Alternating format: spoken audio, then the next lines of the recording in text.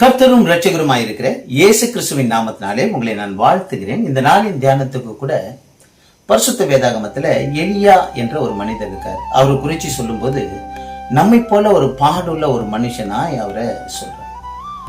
அவர் என்ன பண்றாரு, ஒரு சில காரியங்களுக்காக பயந்து கவலைப்பட்டு அந்த இடத்தை விட்டு அவர் ஓடிடுறார்.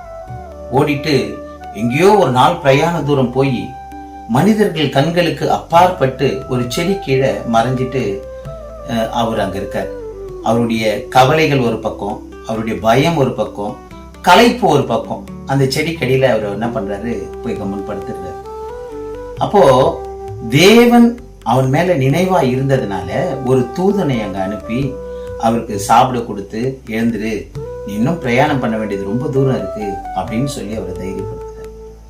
இது கேட்டுக்கொண்டிருக்கிற உங்களுடைய வாழ்க்கையில கூட பிரச்சனைகள், போராட்டம், பயம், யாரும் பார்க்காத இடத்துல அந்த மனிதர் போய் இருந்தது போல இன்னைக்கு என்னுடைய பிரச்சனையை யாரும் பார்க்க ஆள் இல்லை, கேட்க ஆள் இல்லை அப்படின்னு சொல்லி தனிமையில நீங்க கலங்கி இருக்கீங்க அப்படின்னாக்கா, எப்படி அந்த எலியாவை பலப்படுத்தினாரோ உங்களையும் தைரியப்படுத்த பலப்படுத்த அவர் வல்லமை உள்ளவராக இருக்கிறார். அவர் சொன்னார் அந்த எலியா கிட்ட, நீ போப்பா, இன்னும் நீ பிரயாணம் பண்ண வேண்டியது இன்னும் ரொம்ப தூரம் இருக்கு, பெரிய பெரிய ராஜாக்களுக்கெல்லாம் நீ என்ன பண்ணும், அபிஷேகம் பண்ண வேண்டியது இருக்கு அப்படின்னு சொல்லி சொன்னார். நம்மளுடைய வாழ்க்கை கூட இதோட முடிஞ்சிடலைங்க. இன்னும் பெரிய பெரிய காரியங்களை நம்ம பார்க்க வேண்டியது இருக்கு. இன்னும் அதிசயமான காரியங்களை கர்த்தர் நம்ம வாழ்க்கையில செய்ய வேண்டியது இருக்கு. நீங்க கலங்காதீங்க, கவலைப்படாதீங்க. அன்னைக்கு எப்படி அவர் அப்பத்தை கொடுத்து பலப்படுத்தி அவர் பிரயாணப்பட்டாரோ, இன்னைக்கு இந்த வார்த்தை, இன்னைக்கு ஆண்டவருடைய இந்த வார்த்தை உங்களை பலப்படுத்தும் நான் விசுவாசிக்கிறேன்.